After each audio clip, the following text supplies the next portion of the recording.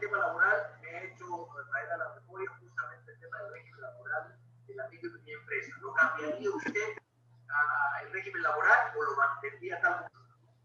No, yo creo que los trabajadores deben tener derechos laborales completos.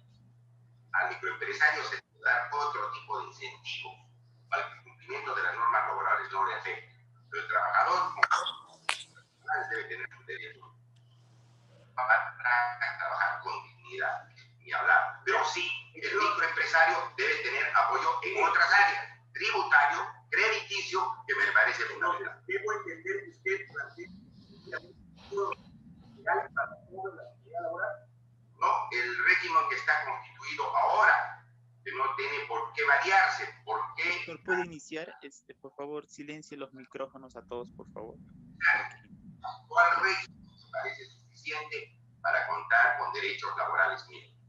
El otro tema, porque todos han hablado de crédito, todos han hablado de ventajas, pero ¿cómo hacemos para formalizar a las pymes? Muchísimas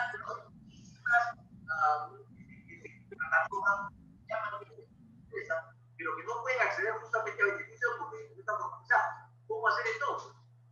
Lo primero que el Estado tiene que acompañar a las micro y pequeñas empresas con incentivos. Eso es fundamental. Los incentivos es un elemento. Deme dos incentivos. Incentivos, por ejemplo, de no estar dándole... Muy bien, buenas noches con todos. Sí, estamos ya conectados, creo, la mayoría. Les habla, a ver si por favor silenciamos cada uno si están pendientes de su conexión. William, por favor, desactivar audio. Por favor, cada uno pendiente de su conexión, ¿sí? Audios desactivados. Soy el doctor Henry Macotela. Vamos a empezar con la teoría del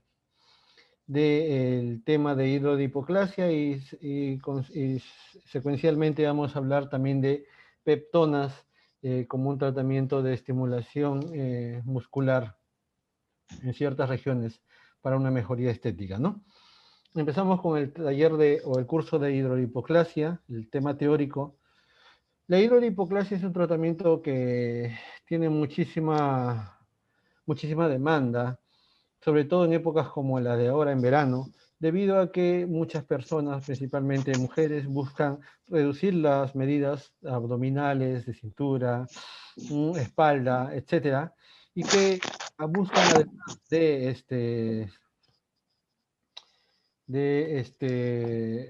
de mejorar estas medidas, también mejorar ciertos aspectos de la piel, como la característica, la muy mencionada celulitis, ¿no? Celulitis que no es más que una paniculopatía, una degeneración crónica del subcutáneo, ¿no? Este tratamiento mejora ambas situaciones, la grasa localizada y la paniculopatía, con resultados bastante satisfactorios, dependiendo también de la calidad de la técnica, porque como en la gran mayoría de tratamientos de medicina estética, la técnica es quizás una de las principales, si no la más importante, de los elementos para obtener buenos resultados. De todas las variables que juegan, que se involucran dentro de un tratamiento, es la técnica quizás la más importante de las variables para obtener un resultado satisfactorio, siempre que hagamos un tratamiento de medicina estética facial o corporal. ¿Está bien? Entonces aquí la técnica es importante. Hablamos rapidito de la piel. La piel ya saben que es el órgano más grande del cuerpo humano. Está constituido por diferentes tipos de células y también derivados. Los anexos cutáneos, como por ejemplo los cabellos, las uñas, las glándulas sebáceas, sudoríparas, etcétera, conforman todo lo que llamamos sistema tegumentario, ¿no? La piel en sí, que es el órgano, como he mencionado, más grande del cuerpo humano. Entre las principales funciones está, pues, no solamente la de protección, sino también la de termorregulación, la de protección contra agentes químicos, físicos o biológicos, etcétera. La piel tiene, ya sabemos nosotros, 3 capas. La capa más superficial es la epidermis, constituida por 5 estratos: el estrato córneo, lúcido, granuloso, espinoso y basal, de superficial a profundo, ¿no? siendo el más profundo, el basal, es el que se encuentra en constante mitosis y el que va a dar origen a los siguientes estratos. Y también en el basal se encuentran otros tipos celulares, como por ejemplo las famosas células melanocíticas productoras de este pigmento, esta proteína pigmentaria llamada melanina, el cual le da ese color oscuro o más claro a la piel, ¿no? Tenemos la siguiente capa, es la dermis. La dermis es una capa constituida principalmente por proteínas que forman redes. La más importante es el colágeno. Aquí se encuentra también, como nadando entre un mar de colágeno, se encuentran otras células como por ejemplo los fibroblastos. Los fibroblastos es, digamos, la célula más importante de la piel en este sentido porque produce colágeno. Y mientras más colágeno tiene una piel de buena calidad, mejor aspecto tiene esta piel, mejor tensión, menos flacidez. Acá también en la dermis encontramos los anexos cutáneos, como los folículos pilosos, las glándulas sebáceas y las glándulas sudoríparas, y otros tipos celulares, como por ejemplo las terminaciones nerviosas, ¿no? Aquí también en esta capa vamos a encontrar numerosos vasos sanguíneos, porque esta capa ya es vascularizada, a diferencia de la epidermis que no lo es, ¿no? Y que la epidermis obtiene su nutrición y su oxígeno a partir de la difusión de estos elementos nutricionales, como el oxígeno, desde la dermis, ¿no? La capa más profunda es la hipodermis, que en anatomía se llama tejido celular subcutáneo. La hipodermis está formada principalmente por tejido adiposo, organizado y estructurado en forma de lobulillos.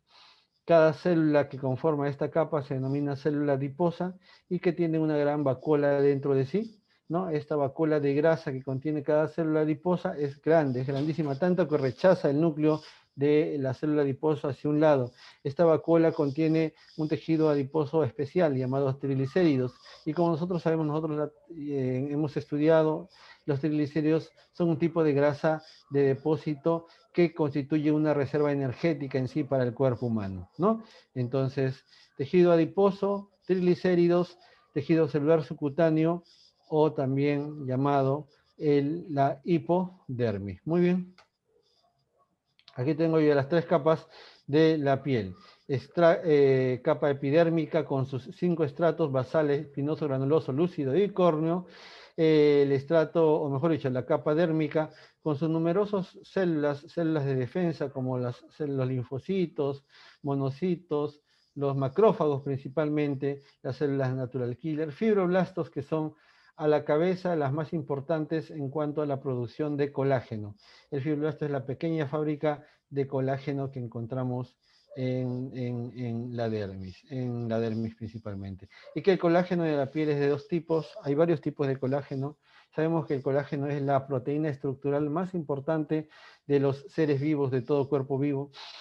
Y en sí, el ser humano tiene colágeno por todas partes, y en la piel el tipo de colágeno es el colágeno tipo 1 y tipo 3 principalmente, ¿no?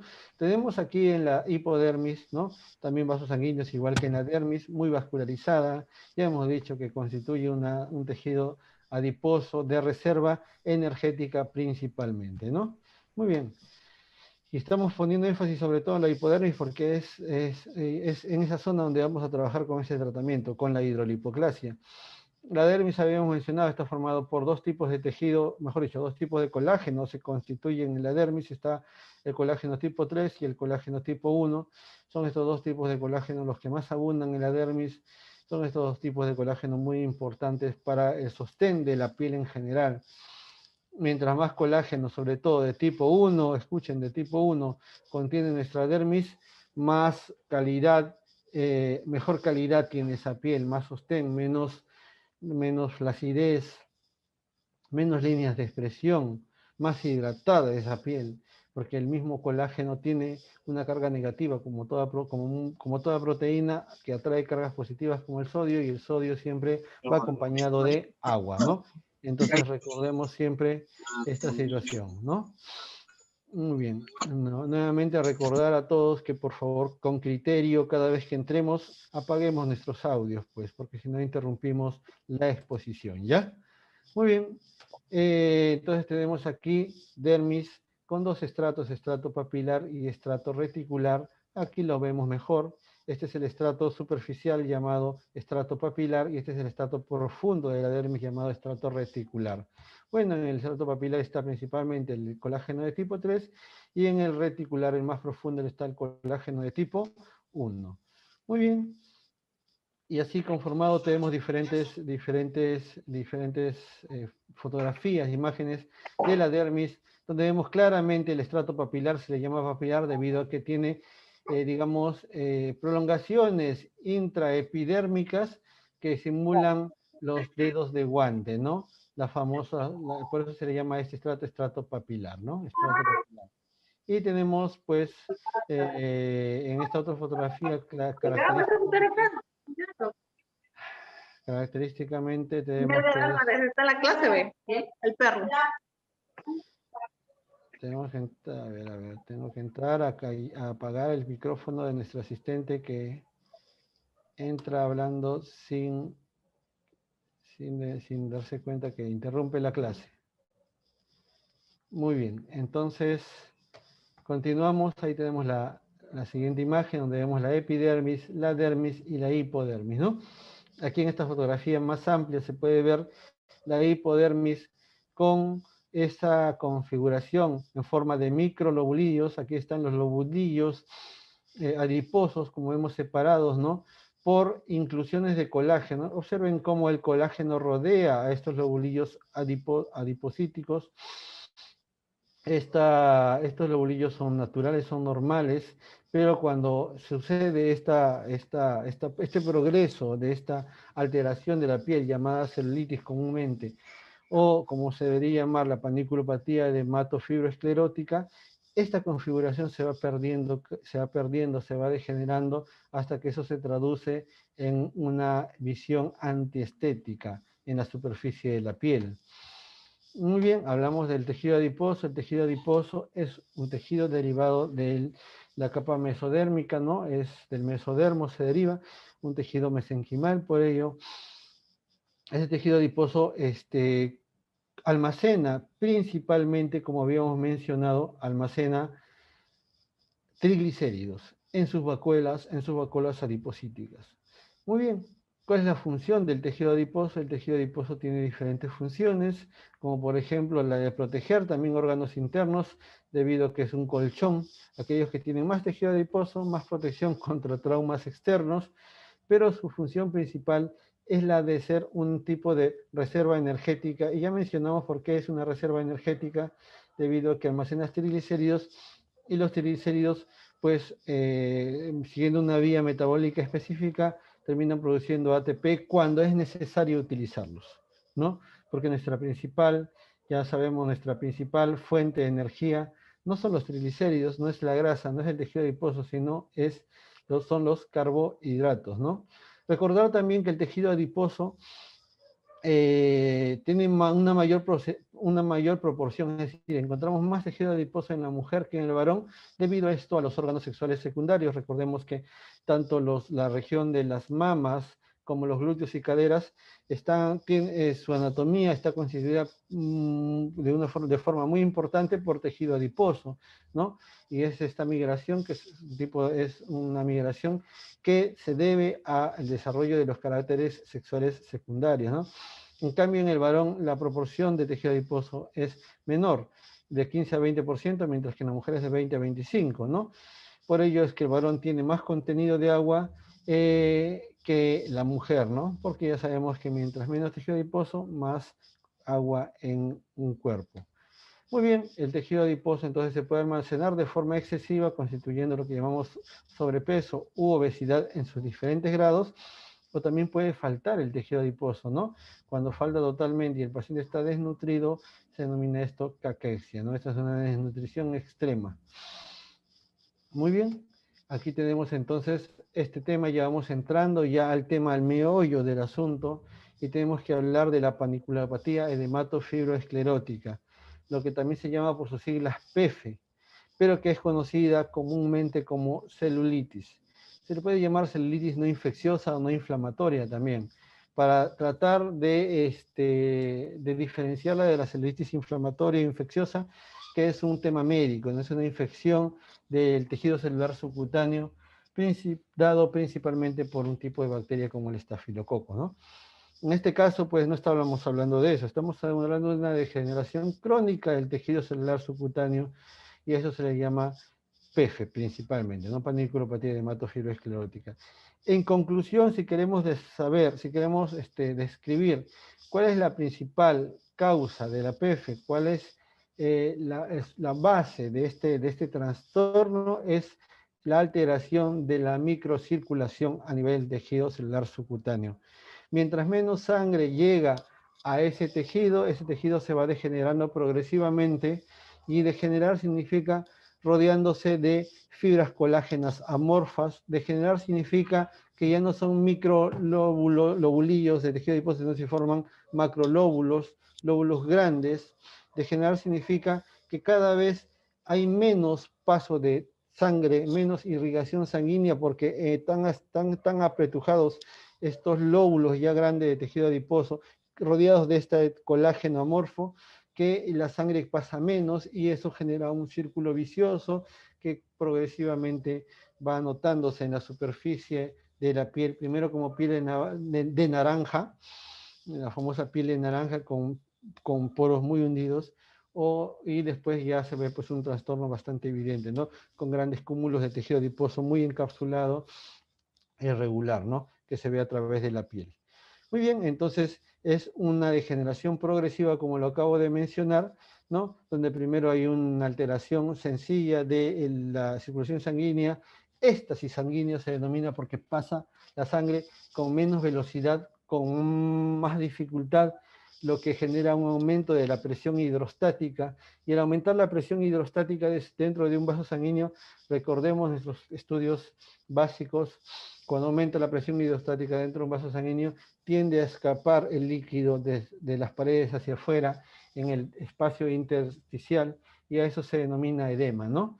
Entonces empieza este proceso como una fase edematosa debido a un éxtasis sanguíneo. Luego eso se convierte en una fase edematofibrosa, donde hay alteración de las fibras reticulares y colágenas.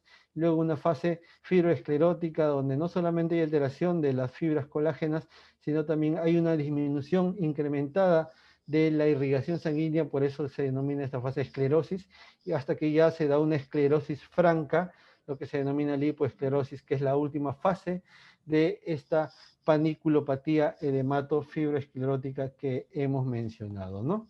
Muy bien. Tenemos diferentes factores que van a predisponer, determinar o desencadenar esta alteración, que no podemos llamarla como una patología en sí, es una degeneración muy común, muy frecuente. Se dice que afecta incluso hasta el 80% de mujeres, siendo no un factor desencadenante, por así decirlo, la obesidad, ni la edad. No, eso tiene que ver, incluso yo podría decir que se resume todo esto a un tema genético, ¿no? A una impronta genética, debido a que hay mujeres que son muy delgadas deportistas, se alimentan bien y tienen una vida muy saludable, pero sin embargo presentan paniculopatía, ¿no? Eso debemos recordarlo. Hay mujeres también que ya pues tienen una obesidad marcada o un sobrepeso marcado con falta de alimentación saludable o de deporte, donde también tienen la paniculopatía. Entonces, no hay como que un nexo directo, ¿no? No hay un nexo directo entre obesidad o mal estilo de vida con la aparición de la PF, pero sí con la intensidad. Esta mujer delgada, con hábitos saludables, con peso adecuado, que tiene PF, si es que empezara a subir de peso, cambiara sus hábitos saludables por hábitos no saludables, esta mujer esa PF que tenía la va a incrementar y la va a intensificar, ¿no? Entonces, allí sí entra a tallar los estilos de vida, entra a tallar la alimentación, el deporte, y entra a tallar también en sí el cuidado, ¿no? El cuidado que debe tener sobre esta alteración que ya presente la paciente, ¿no? Aquí están los diferentes estadios de la celulitis no inflamatoria, no infecciosa, o la paniculopatía, ¿no? La fase edematosa, edematofibrosa, lipoesclerótica y esclerótica, ¿no? Estas son las fases con las que vamos a conocer esta alteración progresiva, ¿no? La fase edematosa es donde vemos pues donde vemos que hay principalmente una éstasis éstasis sanguíneo, donde pasan menos, o mejor dicho, pasa a una menor velocidad y con un mayor esfuerzo la sangre, dándose un edema intersticial, generando aquí el inicio del desequilibrio y hemodinámico, hidrostático, lo que se va a ver con una piel empastada, ligeramente empastada, con muy pocos signos evidentes a simple vista de que está empezando el problema realmente, ¿no? En estas pacientes generalmente no se ve la paniculopatía, incluso así se haga pliegue, no se ve la paniculopatía. En estas pacientes generalmente, por así decirlo, son asintomáticas, aunque el término no es adecuado, ¿no? Son pacientes que no tienen una alteración evidente en la piel, incluso así se haga pliegue sobre esta, ¿no? Muy bien, acá es una fase edematosa. La fase de hematofibrosa es una fase donde se empieza, el desequilibrio aumenta, el desequilibrio hemodinámico se intensifica, empujando fibras conjuntivas de colágeno, de fibras reticulares. Hay una mayor alteración microcirculatoria con una hipertrofia de este tejido colágeno reticular, una mayor pastosidad y edema. Esta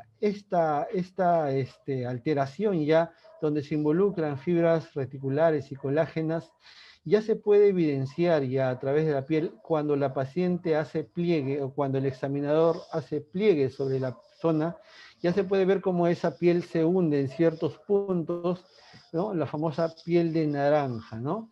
Esa piel de cáscara de naranja se evidencia solo si se hace pliegue, ¿no? Entonces, esta fase 2 corresponde a esta primera manifestación, ¿no? Donde se puede ver una piel en cáscara de naranja cuando se genera o se hace un pliegue en la piel que está en riesgo, ¿no? Esta fase, como la anterior, son reversibles.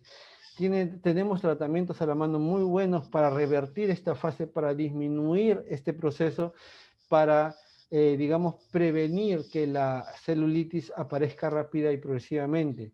Si bien es cierto, esto no se puede curar, y esto que quede claro, la PF, la celulitis no se cura, se controla, se atenúa, pero no se puede desaparecer. Es mentira que alguien te diga que puede desaparecer la paniculopatía de una paciente, ¿no? Eso no sucede.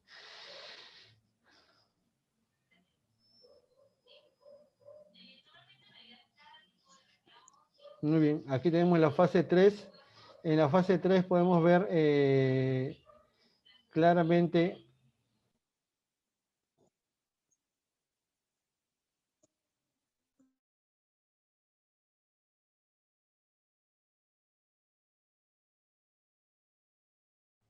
muy bien, aquí seguimos en el estadio 3. Podemos ver ya una fase fibroesclerótica, donde en esta fase no solamente hay una alteración de las fibras reticulares y colágenas, sino también hay una mayor dificultad en el riegue sanguíneo del tejido, con formación ya de semicápsulas adipocíticas. Estas cápsulas forman los famosos micronódulos apretujados por estas fibras reticulares y colágenas. Esta piel ya con una menor circulación sanguínea ya se vuelve esclerótica por ello, y aquí a esta piel ya se puede evidenciar, a simple vista, se puede evidenciar la piel de naranja. Ya no es necesario hacer pliegue aquí, como lo hacíamos en la anterior fase, en la fase de hematofibrosa. Aquí teníamos que hacer pliegue para ver la piel de naranja, pero cuando soltábamos ese pliegue, esa piel se veía muy normal. Aquí ya no debemos hacer ese pliegue, se ve a simple vista esa famosa paniculopatía. Muy bien, aquí ya hay alteraciones incluso de la sensibilidad, hay parestesias en la zona, enfriamiento de la piel de esa zona por un menor riegue sanguíneo. Esta paniculopatía que ya se evidencia a simple vista, que ya está en el estadio 3, es más difícil de erradicar, es más difícil de atenuar, que diga. Es por eso que es difícilmente reversible.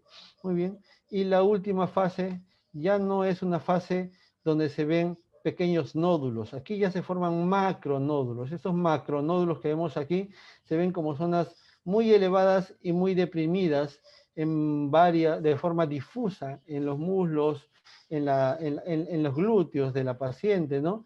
Esta ya es una fase esclerótica, donde hay una alteración nutricional debido a que la sangre prácticamente ha disminuido muchísimo en su flujo en estas zonas.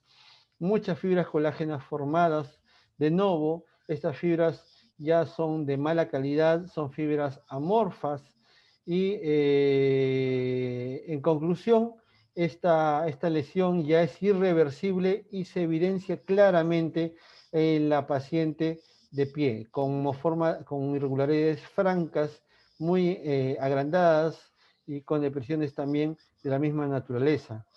¿Cuál es la diferencia clínica, si queremos decirlo así, entre el estadio 3 y el estadio 4?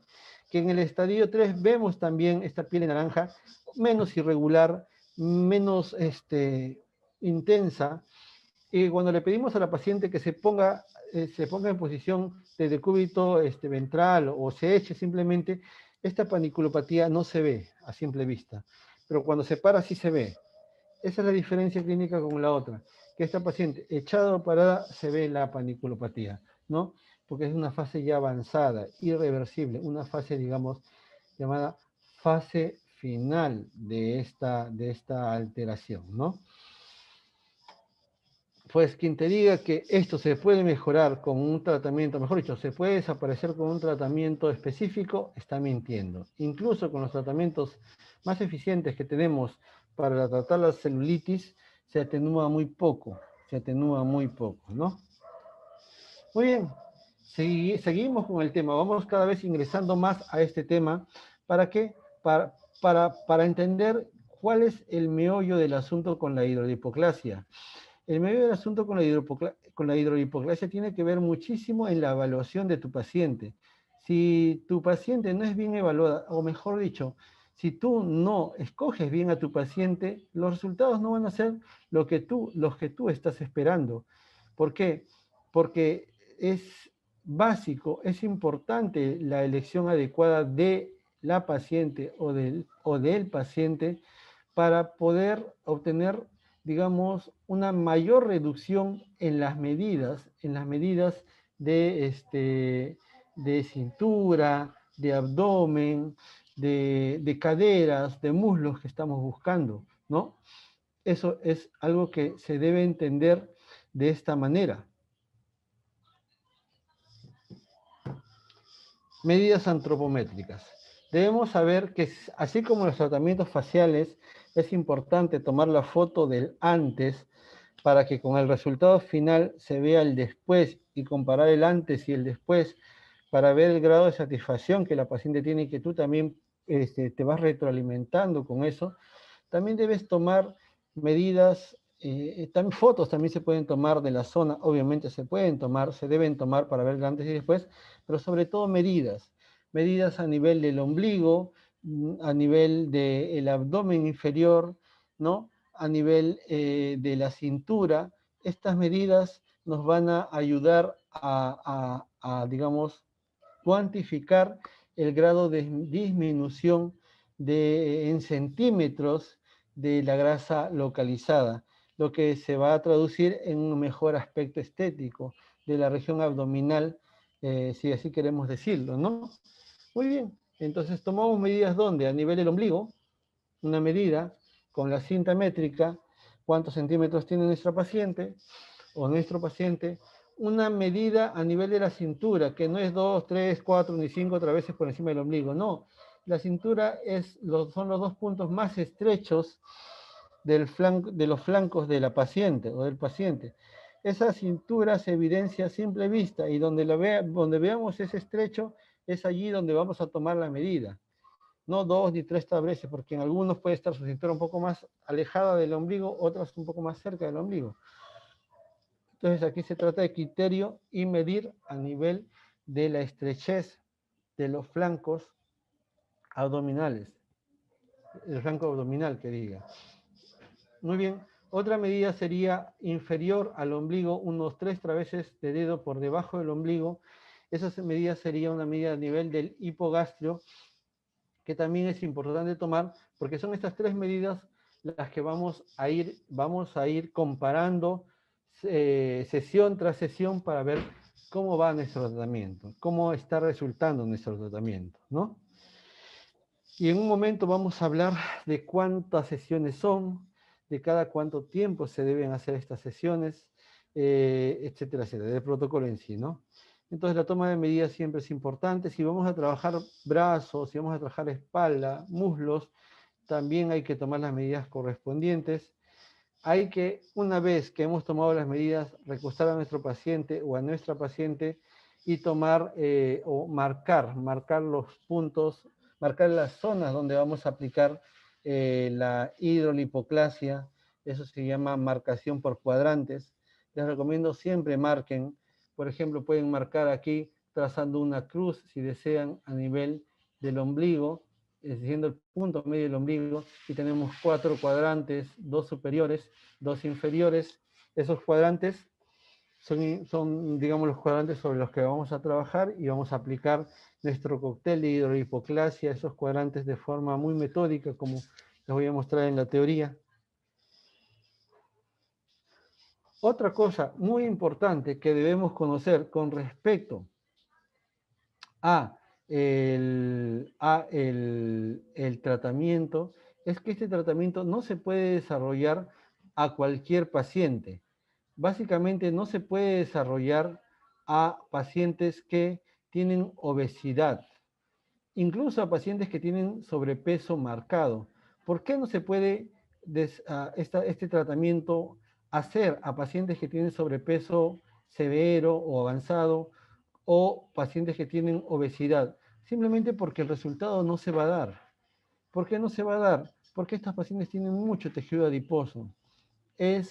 Son pacientes que con mucha frecuencia vienen, ¿no?, pensando que este tratamiento ayuda a reducir el peso. Dicen, doctor, ¿cuántos kilos voy a reducir? Cuando este tratamiento no hace eso. No es un tratamiento para el control de peso. Es un tratamiento para la reducción de medidas, para el moldeamiento corporal. O, en conclusión, para reducir la grasa localizada. Pero esa grasa localizada que vamos a reducir no es que la vamos a destruir y, oh, voilà, desapareció, se evaporó. No, no, no. Esa grasa que nosotros vamos a reducir de esos puntos, de esas zonas, la vamos a llevar indirectamente a otros órganos para que sean utilizados de otras maneras, como les voy a explicar en un momento. Entonces, no estamos destruyendo la grasa, sino simplemente estamos transformando o enviando a otra ubicación ese tejido adiposo, y esas zonas quedan libres de ese tejido adiposo en exceso, y esas zonas entonces reducen en su tamaño, y es el efecto que vamos a obtener con este tratamiento, ¿no? Entonces, ¿será importante o no será importante saber el índice de masa corporal en este tratamiento? Claro que es importante. Y recordemos que el índice de masa corporal se mide teniendo 2 parámetros bien conocidos, el peso y la talla de la paciente, nada más.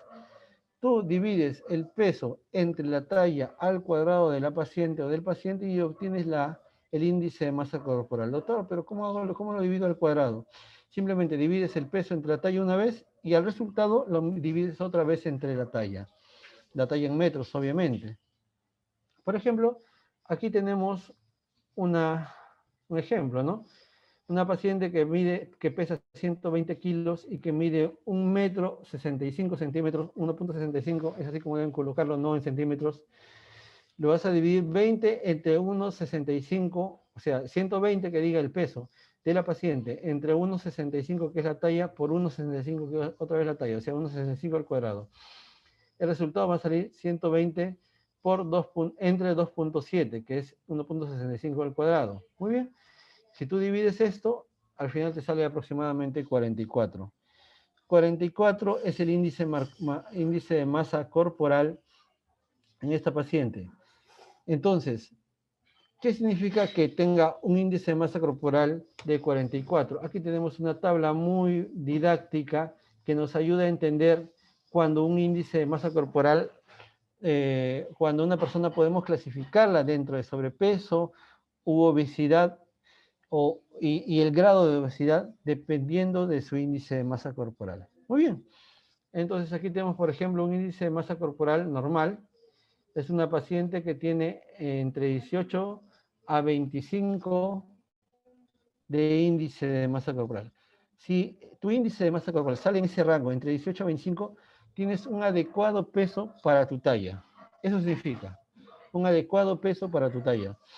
Si tu índice de masa corporal sale más de 25, pero menos de 30, ojo, más de 25, pero menos de 30, eso ya es sobrepeso.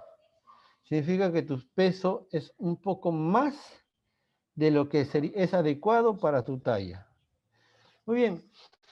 ¿Y a qué le llamamos obesidad? A este punto donde el índice de masa corporal sobrepasa los 30, sobrepasa el valor de 30. Significa que aquí ya vamos a clasificar en diferentes incluso tipos de obesidades. No hay una sola tipo de obesidad.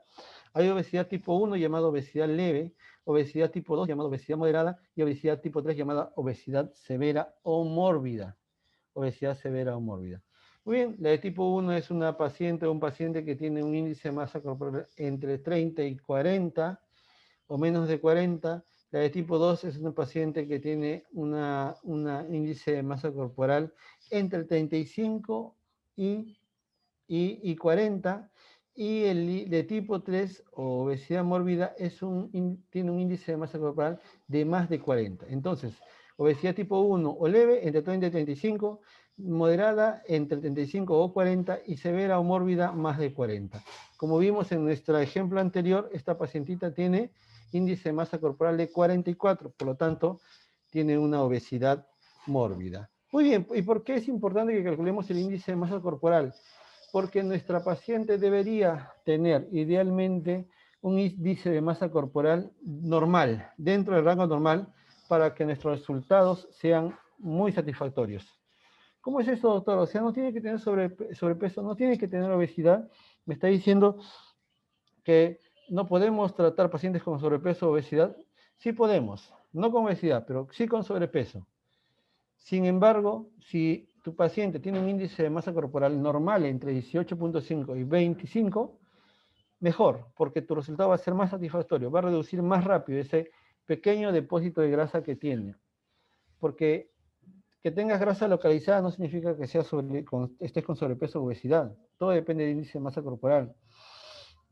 Si tu índice de masa corporal es 24, pero tienes esa grasita, esos rollitos que están ahí en la cintura, en el abdomen, ideal para esa paciente la hidrolipoclasia. Ideal. ¿Ya? ¿Hasta qué índice de masa corporal sería adecuado aplicar la hidrolipoclasia? Hasta 28 de índice de masa corporal. Hasta 28. Por encima de 28, ya con un sobrepeso ya cerca de la obesidad, los resultados al parecer son menos satisfactorios.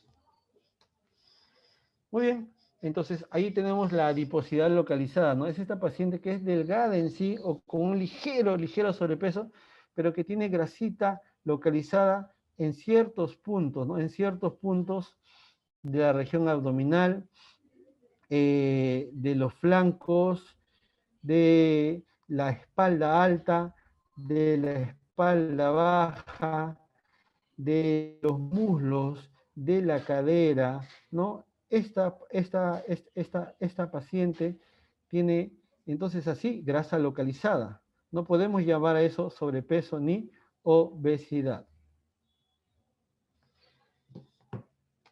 Aquí sí, pues esto es obesidad. Hay grasa localizada en exceso, ¿no? Esa es la diferencia. Nosotros tratamos grasa localizada, no tratamos sobrepeso ni obesidad.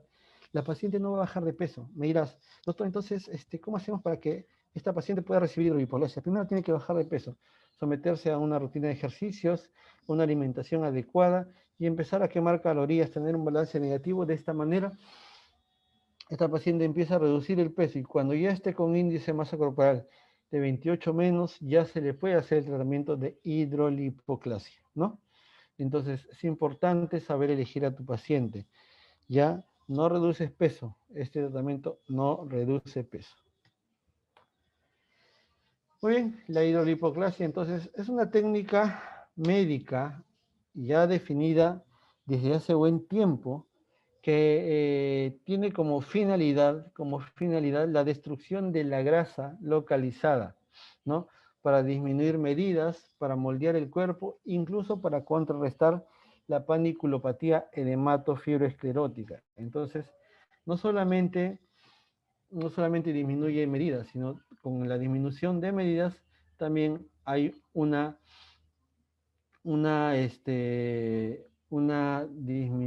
mejora de la forma corporal, de la estética corporal, así como un contrarrestado, ¿no? Un contrarrestado de la paniculopatía, ¿no? De la paniculopatía edematofibroesclerótica. Aquí tenemos hidrolipoclasia, el concepto. La hidrolipoclasia es un tratamiento cuya palabra significa hidro, agua, lipo, grasa, clasia, romper. Entonces es la ruptura de la grasa a través del agua. Miren qué sencillo, a través del líquido. Y básicamente lo que se inyecta en el tejido celular subcutáneo de la paciente es agua. Básicamente es agua en forma de cloruro de sodio, con por ahí un poco de bicarbonato, por ahí un poco de lidocaína y nada más. Y se los voy a explicar después cómo es que este cóctel tan simple, ¿no?, puede ayudar a reducir las medidas. Porque el tratamiento se llama hidrolipoclasia ultrasónica. Significa que aquí también se involucra el ultrasonido y vamos a ver de qué manera. Entonces la hidrolipoclasia lo que hace es lipólisis de la adiposidad localizada, principalmente esa adiposidad resistente. ¿En qué pacientes tenemos adiposidad resistente? En esa paciente que se mata yendo al gimnasio porque ya tiene ya un hábito, pero que a pesar de que es delgada, tiene rollos que no bajan, que no desaparecen.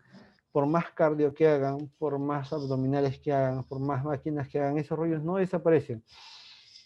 Esa es la famosa grasa localizada, que dicho de manera al revés, dicho al revés, la grasa localizada resistente se encuentra en pacientes que realizan mucho ejercicio. Y en aquellas que realizan poco ejercicio no encontramos casi grasa localizada resistente. Pero este tratamiento ayuda muchísimo a ese tipo de adiposidad localizada. Miren, puede reducir de 2 a 5 centímetros solo en la primera sesión.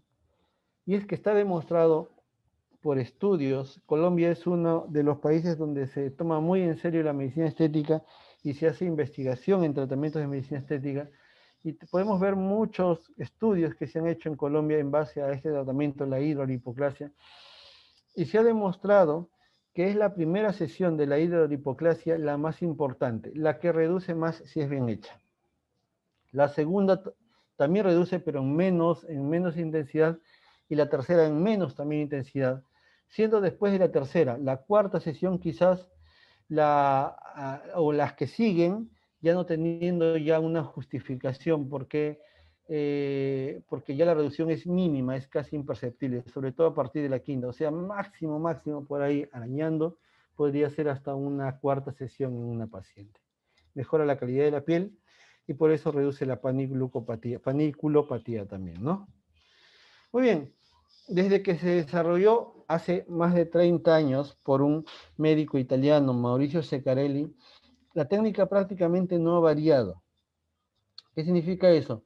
Que en algunos puntos del proceso de la técnica sí han habido mejoras, pero en su base, en su concepto, en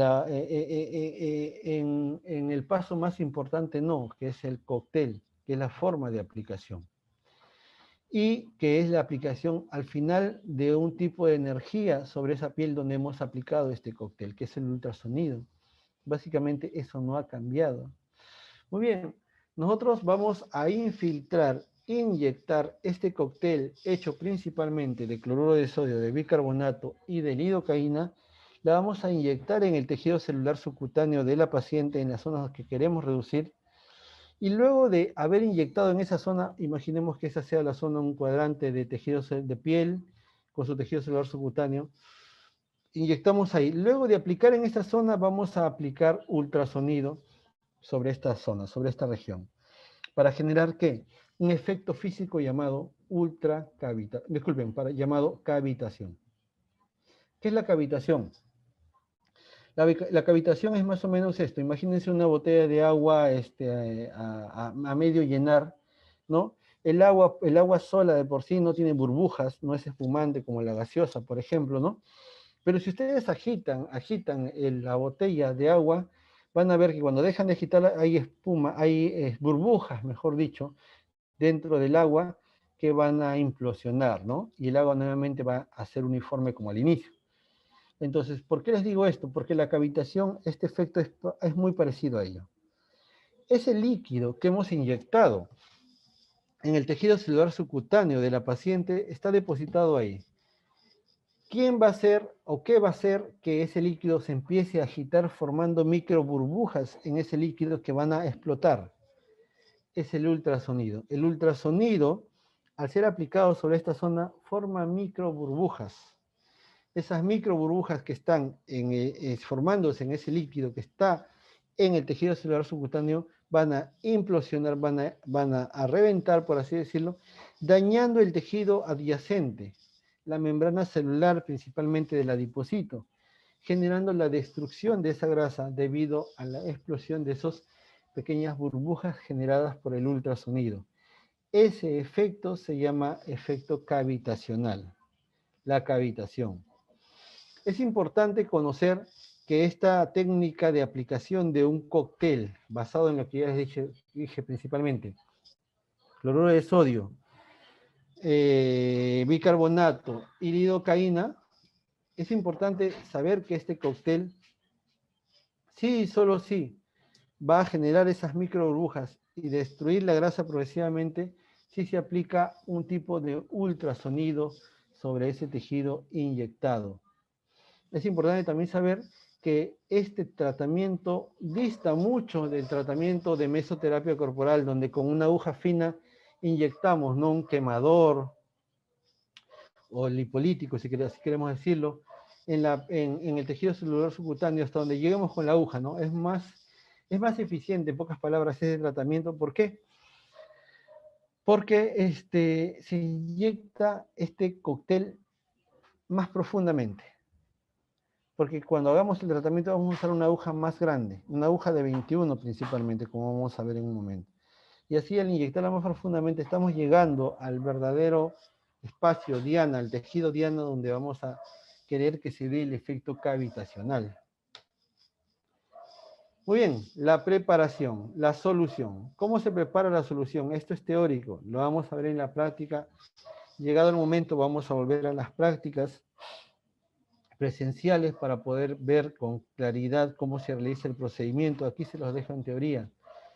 Se prepara una cantidad determinada de cloruro de sodio, que ya sabemos que viene en frascos de 100 ml, de 250 ml, de 500 ml y de 1 litro. Sea la cantidad que tú hayas elegido, vas a mezclarla con lidocaína, sin epinefrina y con bicarbonato. Muy bien. Ahora, ¿con cuánto, doctor?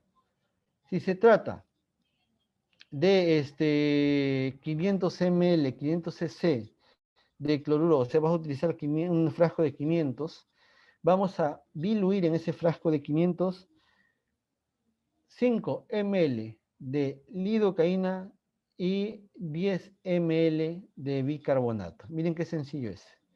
Cuando es 500 ml, 10 ml de bicarbonato y 5 ml de lidocaína. Mezclamos ese cóctel en el cloruro y procedemos a aplicar en el tejido celular subcutáneo sin más ni más. Y me dirán, pues, doctor, ¿cómo que solamente es el cóctel no lleva quemador? Porque yo he escuchado, he visto, he leído, me han dicho que también debe llevar quemador, porque si no, no ayuda. Como vamos a ver, y yo los invito a buscar estudios que están colgados en internet sobre la hidrolipoclasia, como vamos a ver, no hay una diferencia entre la técnica donde se incluye el lipolítico y la técnica sin el lipolítico, es decir, donde es solamente cloruro, bicarbonato y lidocaína. no hay diferencia en el grado de reducción de medidas si se hace de una o de otra manera. No hay una diferencia significativa. O sea, prácticamente los dos consiguen lo mismo. En pocas palabras, que le agregues o no le agregues un lipolítico, realmente no hace la diferencia. La diferencia la hace en el momento de aplicar la solución, que la apliques en el lugar, en el espacio adecuado, es decir, la hipodermis, y que utilices, digamos, una buena máquina de ultrasonido, ¿no? Eso, digamos, que hace la diferencia, ¿no? ¿Cuál es el propósito de estos elementos, de la lidocaína como de bicarbonato? La lidocaína obviamente es un anestésico, ya lo conocen. Cuando inyectamos el cloruro al tejido celular subcutáneo duele un poco, arde un poco. La anestesia que está mezclada dentro de este cóctel pues va a evitar esas molestias. ¿Y cuál es la función del bicarbonato? El bicarbonato es como un tapón, es decir, es un regularizador del pH. Así cuando sea inyectado no le va a arder a la paciente. Si tú le pones poco bicarbonato, cuando ustedes inyecten esta solución en la piel de la paciente, le va a arder a la paciente. O sea, el bicarbonato lo que hace es taponar, equilibrar el pH y hay menor dolor en la paciente al momento de aplicarle. Pero en general, les comento que este tratamiento es muy, muy cómodo para la paciente. No cómodo de forma económica, sino cómodo en cuanto a no le genera casi ninguna molestia. Bien aplicado, el tratamiento prácticamente no duele y la paciente al día siguiente puede hacer sus actividades cotidianas sin ninguna restricción. Muy bien, ahí tenemos el ultrasonido. El ultrasonido es importante porque es el que hace vibrar el líquido que hemos inyectado a 45 grados en el tejido, en el subcutáneo. Entonces es el ultrasonido el que va a hacer vibrar a este líquido, formándose las micro burbujas dentro de este líquido, que al explotar dañan las paredes, las membranas celulares de los adipocitos cercanos, y así vamos destruyendo esos adipocitos, ¿no? Y esos adipocitos al destruirse van a liberar sus triglicéridos. Muy bien. Entonces las ondas ultrasónicas al actuar sobre el líquido, como hemos dicho, inyectado previamente, van a generar la ruptura celular, la ruptura de las células, que posteriormente van a circular sus contenidos en la circulación sanguínea o en la circulación linfática, como vamos a ver en un momento. Miren, el ultrasonido tiene varios efectos, no solamente en la cavitación, tiene un efecto micromecánico, donde las ondas ultrasónicas de por sí ya dañan las membranas celulares de los adipocitos, tiene un efecto térmico porque donde estemos aplicando el ultrasonido calienta, esa piel se calienta, aumenta de temperatura. No es que la paciente le queme o le quema, pero se ha notado que aumenta la temperatura en esa zona debido al ultrasonido que está viajando a través de esos tejidos. Y al calentar la zona coagula proteínas, desnaturaliza proteínas, lo que va a traducirse en una ruptura también de la membrana de la célula adipocítica, la que va a liberar sus triglicéridos al medio intersticial, ¿no? Y de esta manera reducimos las medidas que hemos mencionado, ¿no? Las medidas de cintura, abdomen o en la zona que estemos colocando, ¿no? Aquí tenemos el ultrasonido como la hidrolipoclasia llamada ultrasónica, después de que hemos aplicado líquido, miren, ahí tienen las células adiposas, y el líquido que está entre ellas, una vez que aplicamos el ultrasonido, después de haber aplicado el líquido, ¿qué va a pasar? Ese ultrasonido poco a poco va a causar la vibración del líquido y de las células, generando la ruptura a través de la formación previa de microburbujas, la ruptura de las membranas de los adipocitos, los cuales van a llevar lo que han liberado, esos triglicéridos van a llegar al final a un punto, al hígado. Entonces los triglicéridos que son liberados por los adipocitos, cuando estos se destruyen, terminan viajando con la circulación linfática o sanguínea hacia el hígado, donde son metabolizados estos elementos que vienen del espacio donde hemos roto la grasa, y al ser metabolizados estos triglicéridos en sí, se convierte en otra cosa. El hígado los utiliza de otra manera. Entonces hemos sacado un poco de grasa localizada y la hemos llevado a nuestro gran laboratorio humano y allí la ha transformado este laboratorio en otra cosa. De esta manera estamos reduciendo medidas, pero sin bajar el peso de la paciente, porque no estamos haciendo que esa grasa desaparezca de su cuerpo. Estamos llevándola a otro sitio, nada más.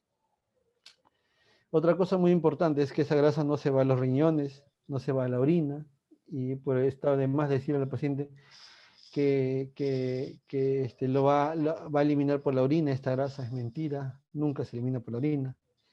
A lo más se podrá eliminar por las heces después de que pasa por el hígado, pero nada más a través de la bilis, ¿no? Entonces no se reduce peso. La membrana del adipocito, después de que se rompe, libera entonces los triglicéridos, y los triglicéridos son desdoblados a nivel del espacio intersticial donde se han liberado. Entonces, una vez que se rompe la célula adiposa, se libera ahí los triglicéridos. Esos triglicéridos no es que se meten a la circulación sanguínea y viajan al hígado, no sucede de esa manera. Triglicéridos significa tres ácidos grasos y un glicerol. Una molécula polar y una molécula no polar. Una molécula hidrosoluble y una liposoluble. Es decir, el glicerol que resulta de los triglicéridos, al ser hidrosoluble, pasa a la circulación sanguínea, viaja por la sangre hasta llegar al hígado. Allí es transformado en otra cosa. Mientras que los ácidos grasos que han sido desdoblados, separados de este glicerol, que formaban los triglicéridos, estos tres ácidos grasos, como son liposolubles, no viajan en la sangre, viajan principalmente en la circulación linfática. Y al viajar en la circulación linfática, llegan al hígado. ¿Cómo? Pues la circulación linfática es una circulación paralela principalmente al sistema venoso. Esa circulación linfática se origina en varios puntos, ¿no? Las que recogen la linfa del abdomen son principalmente ganglios linfáticos retroperitoneales. A la cabeza está la famosa cisterna del Quilo. Esta cisterna del Quilo da origen al gran conducto torácico, que es el vaso linfático más grande, más voluminoso y además más largo de todos los vasos linfáticos del cuerpo. El conducto torácico termina drenando en el ángulo de la yugular con la subclavia, ángulo yugulo-subclavio izquierdo, y al final todo ese material que está llevando el conducto torácico termina en la sangre, incluidos esos ácidos grasos. Y si terminan en la sangre los ácidos grasos, ahí nada más llegan al sistema hepático, donde son metabolizados también. Muy bien, indicaciones. ¿En quién está indicado este tratamiento? Obviamente no en pacientes que ya hemos mencionado, y no me voy a cansar de repetirlo, en pacientes que, no en las pacientes que quieran reducir de peso, sino más bien en los pacientes que quieran disminuir medidas, nada más, disminuir grasa localizada, nada más. Es prácticamente indoloro este tratamiento, según el umbral también del dolor, pero la paciente casi no siente ninguna molestia. No tiene ninguna paciente al que al aplicar la hidrohipoglasia se queje. Duele casi nada. Es una incomodidad leve nada más la que siente la paciente. Además, mira, doctor, pero se va a introducir ese líquido a través de la piel de la paciente. ¿Le va a doler? Claro. Para eso primero se pone una pápula de lidocaína en el punto donde sabemos que va a ingresar la aguja para la hidrohipoglasia, y después esa pápula ya no duele el momento de ingresar la aguja. Y simplemente inyectamos nuestro cóctel en el tejido celular subcutáneo que hemos marcado, ¿no? Muy bien. Tiene que tener descanso, reposo, después de este tratamiento la paciente. Lo cierto es que no necesita reposo. ¿Por qué no necesita reposo? Puede continuar con un trabajo normal. Lo único que se contraindica es que el paciente o la paciente vaya al gimnasio por el sudor, al sauna porque es contaminado, a la piscina también por lo mismo, y a la playa ni qué hablar. O sea, a esos 4 puntos, o sea, que no haga ejercicio, no playa, no piscina, no sauna, por al menos un par de días. Eso es lo que se recomienda. Después de eso, nada más. Puede comer cualquier cosa, ¿sí? Obviamente, si está empezando un tratamiento para reducción de medidas, y ojo, esto es muy importante, debemos saber un poco de alimentación saludable para recomendar a nuestras pacientes qué es lo que deberían quitar de su dieta, porque ya vamos a preguntar qué es lo que más consume durante todos los días, qué es lo que debería quitar de su dieta y qué no, qué es lo que no debería comer y qué sí lo que debería comer, a qué le debería reducir las dosis o las raciones y a qué no. ¿Para qué? Para tener un resultado más idóneo, más satisfactorio. ¿Qué pasa si yo le hago hidrohipoclasia a una paciente y la paciente después veo pues que en sus estados que está poniendo la foto de la salchipapa, del pollo a la brasa, de la pizza, está ayudándose con la dieta? No, no vamos a obtener resultados. Es muy importante aquí la alimentación. Si la alimentación no ayuda, el resultado va a ser muy pobre. Eso tienen que decir y tienen que hablar con su paciente para que la paciente entienda que debe apoyar este tratamiento con ejercicio y con alimentación saludable. Contraindicado en embarazadas y lactantes, que estén dando lactar, hemos dicho también en enfermedades crónicas como la hipertensión, diabetes no controladas, porque si están controladas realmente no hay ningún problema. En pacientes que tengan coagulopatías porque van a sangrar, ¿no? En pacientes con un sobrepeso máximo hasta 27, después de 28 ya no, porque ahí ya no va a haber un resultado adecuado. En pacientes que tengan prótesis metálicas, ¿no? Caderas metálicas o alguna otra prótesis metálica, tampoco está indicado por el ultrasonido, que ahí es contraindicado en estos pacientes que tienen prótesis. Mayores de 18 años, obviamente. Pacientes que tienen infecciones cutáneas cerca de la zona donde vamos a aplicar, podemos nosotros extender la infección y causar más problemas.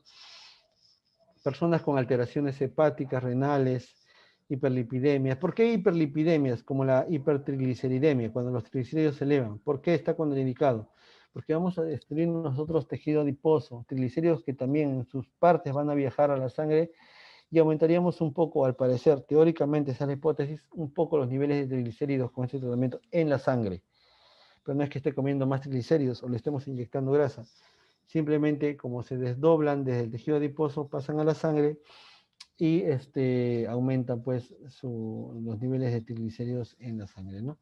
Pacientes con infecciones, pacientes con alteraciones hepáticas tampoco, obviamente porque es el hígado donde se va a procesar este tejido adiposo en mayor cantidad, y aquellos obviamente que son alérgicos a la lidocaína, que es uno de los elementos de este cóctel, ¿no?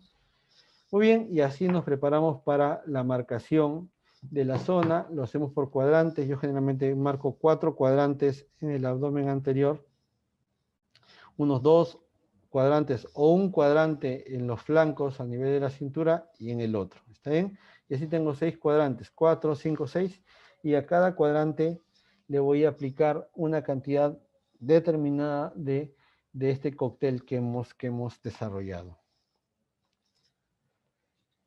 Muy bien, lo que vamos a hacer primero es determinar por qué punto vamos a ingresar. Yo en cada cuadrante generalmente a mí me agrada mucho iniciar de afuera hacia adentro. Entonces los puntitos yo los pongo aquí de mi cuadrante, por ejemplo, superior derecho. Su punto de ingreso de la aguja va a ser a nivel lateral, desde afuera. Desde aquí voy a ingresar hacia adentro con la aguja. Ya, entonces aquí en el punto de donde yo voy a ingresar voy a poner una papulita subcutánea, una papulita que diga de lidocaína. Con la agujita, con la jeringa de insulina y con una agujita de 30G ingreso sobre el bisel, inyecto mi lidocaína en forma de pápula, porque por ahí va a ingresar mi aguja, una aguja de 21, que es una aguja grande. No se les ocurra meterla sin lidocaína en la pápula porque les va a doler mucho a la paciente. Además, entonces, es importante, como he mencionado, ingresar desde afuera hacia adentro, ¿no? Y como vamos a ver un momento, también es importante hacerlo en abanico. Primero ingreso hacia abajo, deposito. En el centro deposito y hacia arriba deposito. Y lo mismo aquí.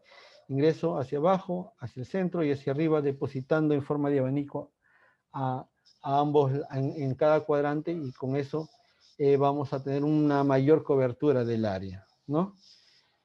Se aplica entonces anestesia localizada con lidocaína al 2%, formando una pápula, que es por donde va a ingresar la aguja de 21 o máximo de 18. El líquido se debe infiltrar con una aguja de 21 principalmente a 45 grados en las zonas demarcadas. En los puntos de ingreso yo nunca voy a ingresar echado mi aguja, ni muy parado en 90 grados, voy a ingresar a 45 grados.